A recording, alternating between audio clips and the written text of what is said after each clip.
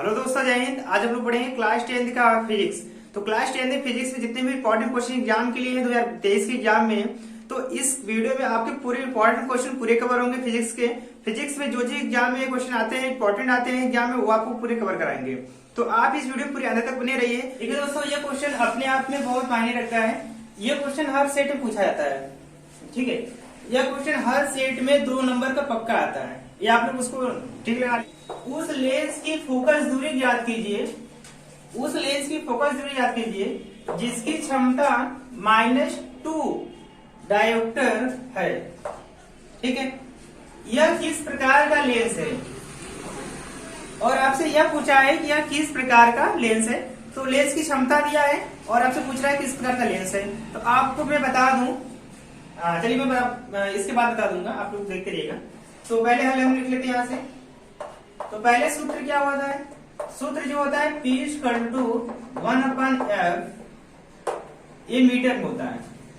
P = 100/f, ये होता है सेमी में, इसको बोलते हैं सेमी। तो जिसमें भी अच्छा लगा आप उसमें रखिए, ठीक है। आप किसी में भी रख सकते हैं, मैं आपसे पहले ही बोल रहा हूँ, किसी में आप रख सकते हैं, लेकिन अंतर ये होगा, इसमें रखेंगे तो मीटर में आएगा, इसमें रखेंगे तो सेमी में आएगा। तो आपको जो अच्छा लगे उसमें रखिए। तो जब भी मैं आपको सलाह ये दूंगा कि आप लोग इसमें रखिए, सेकंड वाले, क्योंकि ये सेमी में रहेगा और ये कट जाएगा। इसमें आप लोग रखोगे तो पॉइंट में आंसर आएगा, 0.2 ऐसे 0.5 आएगा। तो मैं सजेशन ये दूंगा कि आप लोग इसमें मत रखिएगा, इसमें रखिएगा। चलिए देखिए, इसमें मत रखिए, ये वाले रखिएगा इसमें। मतलब P के वैल्यू दिया है, P = कितना दिया, -2.0 डायोप्टर। अब यहाँ पे F इधर भेजेंगे, P उधर भेजेंगे, तो F बराबर हो जाएगा 100/P। तो 100, P की वैल्यू कितनी है, P की वैल्यू -2 है, तो -2। देखिए ये मत रख दीजिए 0.12। पॉइंट के बाद 0 कोई मतलब नहीं है, उसको छोड़ दीजिएगा। तो 2 काटिए, 2 बचे 10, 5 कर गया, तो -50 सेमी। तो कितना आंसर आ गया हमारा, जब -50 सेमी या -15 सेमी। अब ये किस में आया, निगेटिव में। अगर निगेटिव में आएगा तो हमारा कौन सा लेंस होगा, तो हमारा होगा अवतल लेंस। कौन सा लेंस पर होगा, अवतल लेंस। अगर कभी भी लेंस की क्षमता माइनस में है तो अवतल होगा, प्लस में रहेगा तो उत्तल लेंस होगा। आप लोग याद रखिए, इस पॉइंट को नोट कर लीजिए कॉपी में कहीं पे। हेलो दोस्तों, जय हिंद। आज हम लोग पढ़ेंगे क्लास 10 का फिजिक्स। तो क्लास 10 फिजिक्स में जितने भी इंपॉर्टेंट क्वेश्चन एग्जाम के लिए हैं 2023 के एग्जाम में, तो इस वीडियो में आपके पूरे इंपॉर्टेंट क्वेश्चन पूरे कवर होंगे फिजिक्स के। फिजिक्स में जो एग्जाम में क्वेश्चन आते हैं, इंपॉर्टेंट आते हैं एग्जाम में, वो आपको पूरे कवर कराएंगे।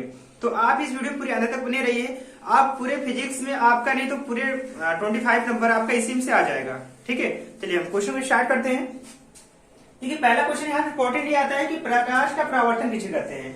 ये आप लोग एकदम अच्छे से याद कर लीजिएगा। ये आपका 2 नंबर में या 3 नंबर में आपके एग्जाम में आ जाएगा। ये 3 नंबर में आपके एग्जाम में आता है, प्रकाश का परावर्तन किसे कहते हैं, चित्र सहित वर्णन करिए। तो आपको 3 नंबर में क्वेश्चन आता है, तो क्वेश्चन कैसे लिखेंगे ना, ध्यान से देखिएगा, ध्यान से।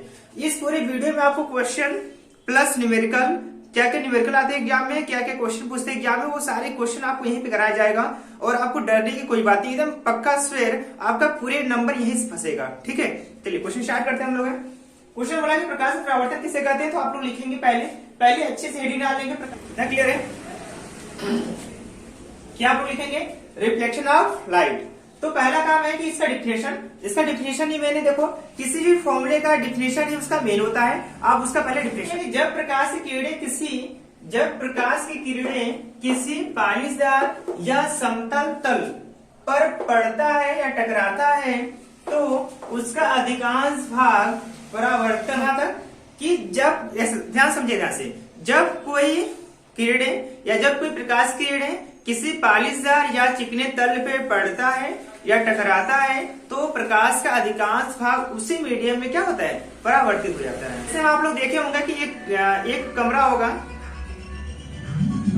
जब कोई प्रकाश की किरणें किसी चिकने तल या पालिशदार तल पे पड़ता है, तो उसका अधिकांश भाग उसी मीडियम में, उसी माध्यम में परावर्तन हो जाता है, उसे प्रकाश का परावर्तन कहते हैं। बात क्लियर याद रखें। तो जैसे देखिए यहाँ पे आप एग्जांपल में देखे होंगे कि एक रूम होता है, तो रूम में लाइट जला देंगे, तो लाइट जब रूम में जलाते हैं तो लाइट जो होती है पूरे रूम में फैल जाती है, तो इसका मतलब ये हुआ कि जब हम लाइट को जलाते हैं तो जो उसकी रोशनी होती है पूरे रूम में फैल जाती है। इसका मतलब कि प्रकाश से क्या हो रहा है, परावर्तन हो रहा है, इस दीवार से उस दीवार टकराएगा, उससे उस दीवार टकराएगा, तो ऐसे क्या होता है पूरे रूम में क्या होता है, पूरे रूम में उजाला हो जाता है। क्लियर इतना है। चलिए दूसरा एग्जाम्पल ले लेते हैं। जैसे सन है आपका है, तो सन आपका जब उदय होता है सुबह में, तो जब सन की रोशनी पृथ्वी पे पड़ती है तो पड़ने के पश्चात पृथ्वी के अंदर रोशनी नहीं चली जाती है। मतलब जब सन की रोशनी पृथ्वी पे पड़ती है तो टकरा के क्या होती है, पूरे चारों तरफ क्या होती है, फैल जाती है। ये मतलब प्रकाश का परावर्तन हो जाता है। तो यहाँ पे हम बात करते हैं यहाँ पे इसके आगे। तो अब हम देखेंगे कि प्रकाश का परावर्तन कैसे होता है। पहले यहाँ पे सन हो गया, यहाँ पे सूर्य हो गया, यहाँ कोई भी किरण हो गया, यहाँ पे सन हो गया, ठीक है। अब क्या हुआ, ऐसे यहाँ पे रिफ्लेक्ट हुआ ऐसे, ठीक है, बात समझ आ रही है। यहाँ से ऐसे रिफ्लेक्ट हो गया, इस पे रिफ्लेक्ट हो गया, इससे जब रिफ्लेक्ट होगा तो यहाँ पे क्या फिर इसका टकरा वापस चला जाएगा। तो जो किरण आएगी, ठीक है, जो किरण आएगी उसको बोलेंगे आपतित किरण, जो टकरा के चली जाती है उसको बोलते हैं परावर्तित किरण। फिर यहाँ पे जो जिस पे गिरती है, जैसे यहाँ पे पॉइंट पे गिरी ना, तो इस पॉइंट के पे ये रहता है, इसको बोलते हैं अभिलंब। क्या बोलते हैं, अभिलंब। और इस पॉइंट को बोलते हैं आपतन बिंदु। क्या बोलते हैं, आपतन बिंदु। बात क्लियर है यहाँ तक है। इस पॉइंट जैसे आपका शीशा होता है, शीशे के पीछे हम क्या कर देते हैं, कलर कर देते हैं कि रोशनी जो प्रकाश होता है इस पार से उस तरफ न जाए, ठीक है, ऐसे। तो आपका ये फिगर हो जाएगा, आप ऐसे फिगर बना लेंगे, ये लिख लेंगे। और जो ये रहेगा अभिलंब से जो कोण बनाएंगे उसको बोलते हैं आपतन कोण, इस कोण को बोलते हैं परावर्तन कोण, ठीक है। जितना आप लोग फिगर्स के लिख लेंगे। इसके बाद है, इसको बाद आप लिखेंगे इनके नियम, ठीक है, इनके नियम। तो प्रकाश के परावर्तन के दो नियम है। कितने नियम है, दो नियम। तो यहाँ पे नियम लिखेंगे आप ऐसे। तो पहला नियम ये कहता है, पहला नियम क्या कहता है, पहला नियम ये कहता है कि आपतन कोण जो ये आई है, आई को बोलते हैं आपतन कोण। क्या बोलते हैं, आपतन कोण। बात क्लियर है। तो इसको बोलते हैं आई को आपतन कोण, आर को हम लोग बोलते हैं परावर्तन कोण, परावर्तन कोण। ध्यान समझेगा, आई जो है इसको बोलते हैं आपतन कोण, आर जो इसको बोलते हैं परावर्तन कोण। तो यहाँ पर भी लिखेगा आपतन कोण आई परावर्तन कोण आर के बराबर होता है। ये पहला नियम हो गया। तो पहला नियम क्या कहता है, पहला नियम कहता है कि आपतन कोण बराबर परावर्तन कोण, या फिर आपतन कोण सदैव परावर्तन कोण के बराबर होता है, ठीक है। अब आपका सेकेंड नियम क्या कहता है, देखिए दूसरा नियम कहता है, दूसरा नियम ये कहता है कि जो यह आपतित किरण है, आपतित किरण, परावर्तित किरण तथा आपतित किरण, परावर्तित किरण तथा आपतन बिंदु पर, ये आपतन बिंदु पर अभिलंब, आपतन बिंदु पर अभिलंब तीनों एक ही तल में होते हैं। ये हमारा दूसरा नियम है। तो पहला नियम क्या है, आपतन कोण बराबर परावर्तन कोण होता है, परावर्तित किरण तथा आपतन बिंदु पर अभिलंब तीनों एक ही तल में होते हैं, ठीक है। यहाँ तक आपका एक हेडिंग कंप्लीट हो गया। नेक्स्ट हेडिंग देखिए क्या पूछता है एग्जाम में आपसे। यह देखिए क्वेश्चन काफी जानदार क्वेश्चन है। इस क्वेश्चन को हम लोग कैसे हल करेंगे हम उसको देख लेते हैं। तो पहले हम क्या करेंगे, देखिए क्वेश्चन में क्या क्या पहले पूछा है, बोला है कि नीचे दिए गए परिपथ में निम्न का मान बताइए, निम्न का मान, ठीक है। तो पहला आपको पूछा है तुल्य प्रतिरोध, दूसरा पूछा है परिपथ में धारा, तीसरा पूछा है 3 ओम के प्रतिरोध के सिरों का विभवांतर। ऐसा क्वेश्चन एग्जाम में बहुत पूछता है और हर साल पूछता है, हर बार एग्जाम में पूछता है। कैसे सॉल्व करेंगे हम लोग, टाइम ज्यादा वेस्ट नहीं करेंगे, टाइम क्वेश्चन में ज्यादा समय देंगे। तो देखिए कैसे हल करेंगे हम लोग। पहला काम ये करेंगे हम लोग, यहाँ पे पहला हल हम लोग कर रहे हैं नंबर 1, ठीक है, नंबर 1 देखिए। तो पहला पूछा है कि तुल्य प्रतिरोध, तो तुल्य का मतलब होता है वो कुल प्रतिरोध की बात कर रहा है। तुल्य प्रतिरोध का मतलब क्या होता है, तुल्य प्रतिरोध का मतलब होता है आपसे वो पूछा है कुल प्रतिरोध, तो कुल प्रतिरोध कितना होगा। तो चलिए देखिए कितना होगा। तो पहला काम ये करेंगे कि अब यहाँ पे देखिए, पहले इसमें देखना पड़ता है कि कौन सा ऐसा प्रतिरोध है जो सबसे अधिक है, ऐसा कौन सा लाइन है जिसमें प्रतिरोध सबसे अधिक है। यहाँ पे ये ऐसे गया, फिर यहाँ पे 1, फिर ऐसे गया, यहाँ पे 2, मतलब 1 2 हो गया। तब हम क्या लिखेंगे, यहाँ पे लिखेंगे 6 ओम तथा ये 6 ओम, 6 ओम किसमें है, 6 ओम तथा 6 ओम किसमें हमारे हैं, समांतर में, समांतर क्रम में। बात समझ आई। कहने मतलब देखिए ये दोनों जो पैरेलल है, दूसरे पैरेलल है तो समांतर क्रम में होंगे। तो 6 ओम किसमें होंगे, समांतर क्रम में है। तो समांतर क्रम का फॉर्मूला होता है 1/r बराबर 1/r1 plus 1/r2। 1/R1 plus 1/R2, तो 1/R1 कितना हो जाएगा 1/6 प्लस 1/6, तो 6 दोनों का है एलसीएम बराबर होगा, तो 6 एलसीएम मिलेंगे, तो 6 एक कम 6 एक बार गया, 1 प्लस 1 बराबर 2, काट दीजिए कितना आएगा 1/3। अब यहाँ से जो 1/R कितना निकला, देखिए 1/R निकला 1/3, तो R कितना होगा इसका उल्टा, R के ऊपर के देखो उल्टा हो जाएगा, तो ये हो जाएगा R इक्वल टू 3 ओम। अब R का मान निकल गया 3 ओम, ठीक है, कितना निकल गया 3 ओम। अब देखिए इसके आगे हम लोग कैसे सॉल्व करेंगे। अब देखिए ये 3 ओम आपका आ गया, अब इसको आगे के साथ बढ़ाएंगे हम लोग।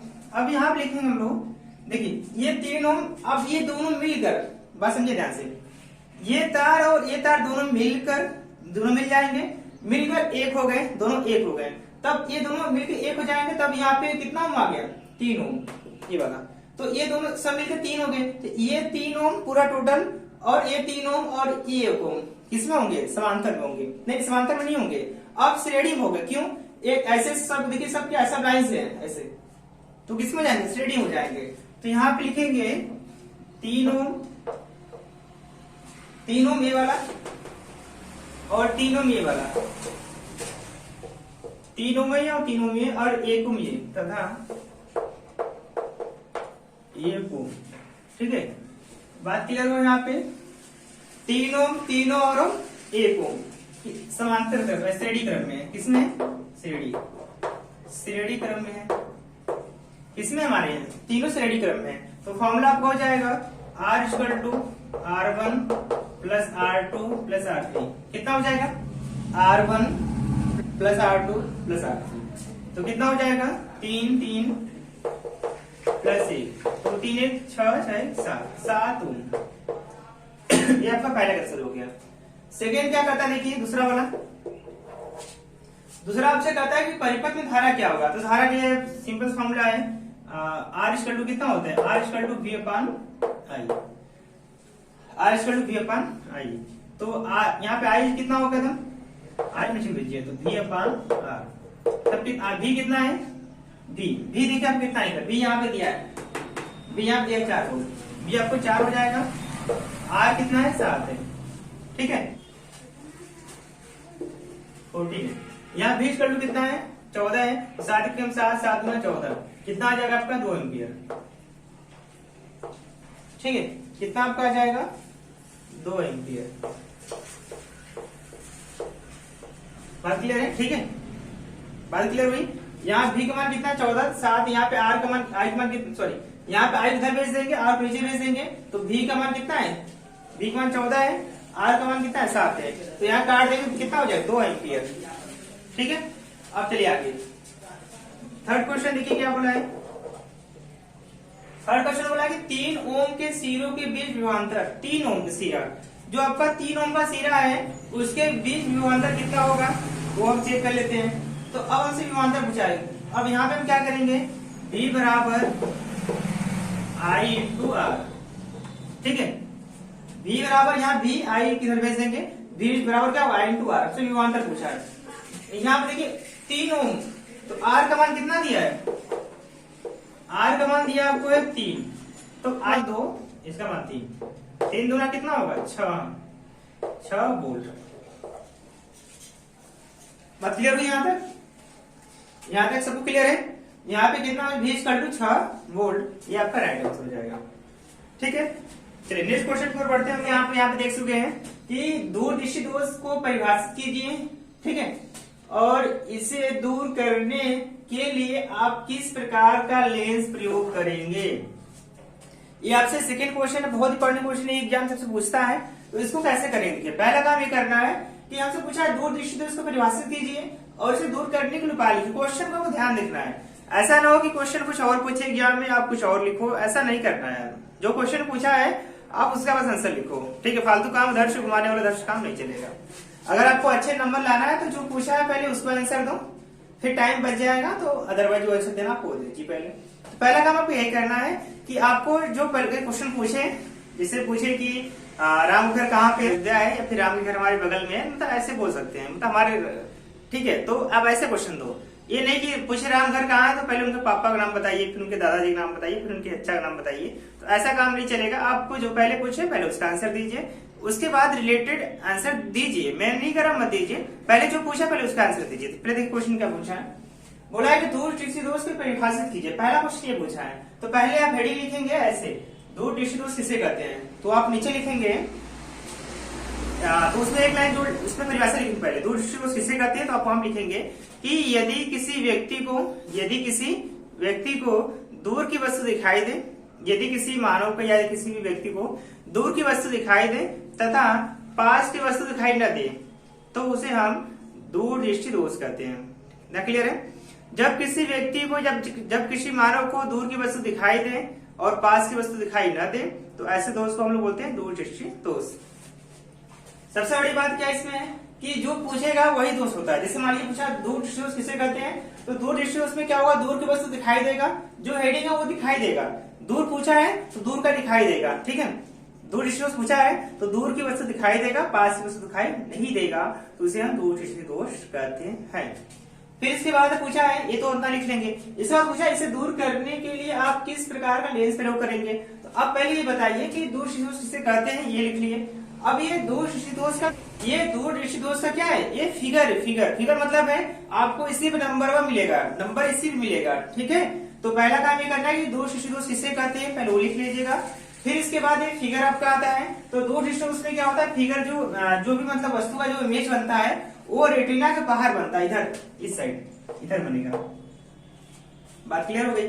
अब बात समझिए ध्यान से, जब हमारा दूर किसी भी व्यक्ति को या किसी मानव को दूर दृष्टि दोष हो जाता है, तो उसका मतलब ये होता है कि जो भी वस्तु का प्रतिबिंब है, जो भी मतलब ये वस्तु है, तो इसका जो इमेज है, ठीक है, इसका जो क्या है, इसका जो इमेज है वो कहाँ बनेगा, वो रेटिना के क्या बनेगा, रेटिना के इधर बनेगा पीछे।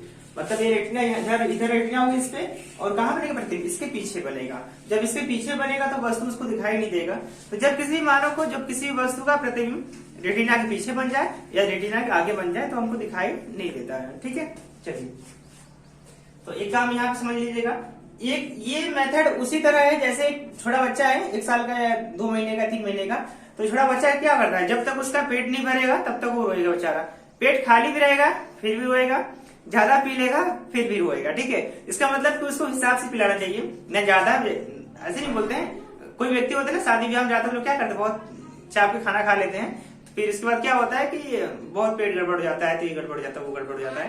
तो इसका मतलब ये है कि आप हिसाब से खाइए, ठीक है, मेंटेन खाइए, न ज्यादा कम खाइए न ज्यादा अधिक खाइए, आपको जितना जरूरत हो उतना पहले खा लीजिए। तो ये क्वेश्चन भी उसी से रिलेटेड था, इसलिए मैंने इसको एग्जाम्पल दिया। चलिए, अब इसके बाद लिखेंगे, अब इसको ध्यान समझिएगा। जैसे मान लीजिए यहाँ पे निकट स्थित वस्तु क्या होगा, यहाँ पे एक वस्तु होगा, निकट पास में है, ठीक है। अब यहाँ से जब इसकी इमेज जाएगा तो यहाँ पे जब फैल जाएगा ऐसे, जब ये लेंस पे जाएगा, नेत्र लेंस जो हमारे आंख है, जैसे मान लीजिए ये वस्तु हो गया, इससे जो किरणें निकलेंगी वो हमारे आंख पे जाएंगे ऐसे, तो ये हमारा आंख हो गया। अब इसमें जब आंख पे जाएगा तो अब ये उत्तल लेंस, जबकि हमारा आंख जो होता है उत्तल लेंस होता है, जो हर किसी का, मेरा आंख नहीं, किसी का भी आंख, इसमें कौन सा लेंस होता है, उसमें उत्तल लेंस लगा रहता है, ठीक है।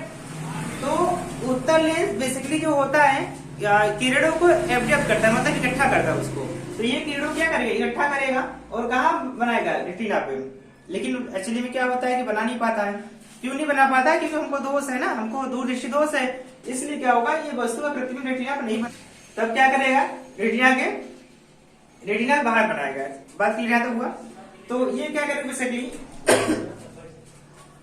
जब वस्तु यहाँ से जाएगी ऐसे, तो जैसे नेत्र से पहुंचेगी तो अब रेटिना पे, मतलब उसमें नहीं बनेगा, ये कहाँ बनेगा, ये रेटिना के पीछे बनता है, इसलिए वस्तु को दिखाई नहीं देती है, इसलिए बोलते हैं ना उसका दोष हो गया। देखिए, जब किसी वस्तु को कोई भी व्यक्ति है उसे जब दिखाई नहीं देगा तो उसे दोष ही होता है।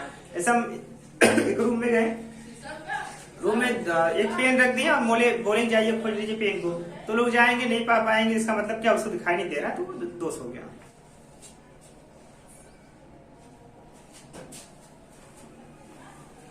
अब इसको ध्यान से देखिएगा, ध्यान से। अब देखिए हम इसको कैसे निवारण करेंगे। सपोज मान लीजिए किसी भी व्यक्ति को दूर दृष्टि दोष हो गया है, तो अब उसका निवारण कैसे हम लोग करेंगे, देखिए ध्यान से समझिएगा। तो पहला काम ये है, यहाँ तक है कि जैसे दूर दृष्टि दोष को दूर करने के निवारण इसमें क्या क्या हो सकते हैं। पहला काम ये है कि दूर दृष्टि दोष का निवारण हम लोग उत्तल लेंस लगा के करते हैं। इतना क्लियर बात है। मतलब दूर दृष्टि दोष का निवारण क्या करें, उत्तल लेंस लगा के हम करते हैं दूर दृष्टि दोष का निवारण। अब हम क्या करते हैं कि अब जैसे पहले तो रेटिना पीछे बन रहा था, तो मैंने यहाँ पे क्या रखा है, एक हमने उत्तल लेंस रख दिया। जब मैं उत्तल लेंस यहाँ पे रख दूंगा तो ये किरणें जो ये से जा रही थी, अब इससे क्या होगा, यहाँ पे जो आ रही थी इससे अब जाएंगी, जैसे मैंने यहाँ पे रखा अब इससे यहाँ पे जाएंगी, अब वस्तु यहाँ पे हो गया, दूर हो गया। जब किसी व्यक्ति को आप लोग चश्मा पहना देते हैं तो जो वस्तु हमारे पास रहती है ना, उसको ऐसा लगेगा ना वस्तु दूर घट रखी है। बात क्लियर हुआ जहां से करने मतलब है, जैसे वस्तु यहाँ पे रखी गई है, कोई व्यक्ति है, हम उसको उत्तल लेंस लगा दिए उसको, तो अब क्या होगा ना, जो उसको उत्तल लेंस हम दिए रहेंगे, अब जो वस्तु यहाँ पे है उसको लगेगा कि वस्तु कहाँ पे है, वस्तु बहुत दूर रखी गई है, दूर रखी गई है, दूर। ठीक है, जब वस्तु उसको लगेगा वस्तु दूर रखी गई है, तो अब वो क्या करेगा, उस वस्तु को देख लेगा। बात क्लियर है। चश्मा नहीं लगाएगा तब नहीं दिखेगा। कोई भी जो व्यक्ति जो चश्मा लगा के चलते हैं उनका चश्मा निकाल लीजिए, तब उनको दिखाइए, उनको नहीं दिखेगा। जब वो चश्मा लगा लेते हैं तब उनको दिख जाता है। बात क्लियर है कि नहीं। तो आप देखे होंगे जब कोई व्यक्ति पेपर पर पढ़ते हैं तो उनको नहीं दिखता है, तो अब क्या करते हैं, चश्मा लगा के पेपर पढ़ लेते हैं, ये कर लेते हैं, वो कर लेते हैं, चश्मा लगा कर लेते हैं। तो ऐसे इसमें भी काम वही बेस है कि जब हम उत्तल लेंस लगाते हैं तब क्या करता है, ये जो किरणें हैं, जो वस्तु जो किरणें निकलती है उसको क्या करता है, उसको और इकट्ठा करता है, और इकट्ठा कर दिया ऐसे। ठीक है, अब ये हमारे अंदर जो लेंस है उत्तल लेंस, वो भी किरणों को और इकट्ठा करेगा। मतलब दो लेंस लग गया, एक तो हमारे आंख का लेंस है, एक हमारा बाहर से चश्मा लग गया। ठीक है, दोनों लग गया। तो अब क्या करेगा, किरणों को इकट्ठा कर लेगा, एडजस्ट कर लेगा। तो डॉक्टर के पास जब जाते हैं ना, तो डॉक्टर यही मिलाता है कि आपका आंख कितना खराब है। ठीक है, आपका आंख कितना खराब है और आपको कितने क्षमता वाला लेंस की आवश्यकता है। आपके आंख को क्या करे, चेक कर लेगा कितना आपको पावर चाहिए, कितना आपको लेंस की क्षमता का पावर चाहिए, चश्मा चाहिए, वो आपको चेक करके बना के फिर दे देता है। ठीक है, तो आप लोग कभी देखे होंगे जब आप चश्मा बनवाने जाते होंगे तो डॉक्टर चेक करता है, ये नहीं कि किसी को चश्मा उठा के आपको दे देगा, ऐसा नहीं करेगा। आपको क्या प्रॉब्लम है, चश्मे में क्या प्रॉब्लम है, आपकी आंख में कितना लेंस की क्षमता आपको चाहिए, कितने पावर चाहिए, और वो पूरा चेक करता है। आपको जब चेक कर लेगा तब आपको दूसरे दिन या फिर उसी दिन चेक करके बढ़िया से तब वो आपको चश्मा दे देता है। तो आप कभी कभी देखे होंगे कि आप 1 साल या 6 महीने के चश्मा आप लगाते रहते हैं, तो 6 महीने बाद ऐसा होता है चश्मे में धुंधलापन दिखने लगता है। तो वो सब उसी का कारण होता है कि चश्मे में धुंधला जो पन होता है, वही आंख क्या होता है कि आंख तो चाहे तो आंख सही हो जाए, 2 रीजन है, या तो आंख आपका सही हो जाए। ठीक है, ऐसा तो बहुत कमी मिलता है कि कोई चश्मा लगाता है उसका आंख सही होता है, चश्मा या फिर आंख सही हो जाए या फिर आंख और खराब हो जाए। जैसे पहले 6 महीने जैसा आपका आंख था वैसा ना रहे और भी खराब हो जाए, तब क्या होगा कि और चश्मा पावर आपको चाहिए तो आपका खराब हो जाता है वो चीज। ठीक है, तो ज्यादा हम बात उसका नहीं करेंगे। फिलहाल हम लोग बात अभी टॉपिक पे करेंगे जो आपका एग्जाम में आएगा, फालतू चीज नहीं करेंगे हम लोग, कभी मौका मिलेगा तो उसको हम पढ़ लेंगे। तो ये आपका बन गया। तो आप ऐसे लिखेंगे कि दूर दृष्टि दोष का निवारण करने के लिए हम लोग उत्तल लेंस का प्रयोग करते हैं। उत्तल लेंस का प्रयोग करने पर जो भी मनुष्य है या फिर मानव का आंख जो क्या होता है, जो आंख होता है उसका जो वस्तु का इमेज होता है, जो वस्तु का प्रतिबिंब होता है उसके आंख पे या उसके रेटिना पे बनने लगता है, और रेटिना बनने के कारण वस्तु उसको दिखाई देने लगती है। इसे हम निवारण कहते हैं। ठीक है, तो सिंपल सी बात है, दूर दृष्टि दोष को निवारण करने के लिए हम लोग उत्तल लेंस का प्रयोग करते हैं, और उत्तल लेंस प्रयोग करने से मानव को उस वस्तु क्या होती है, दिखाई देने लगती है। बाकी इसका एक फिगर हो गया। बात क्लियर है। चलिए नेक्स्ट टॉपिक आप पढ़ते हैं।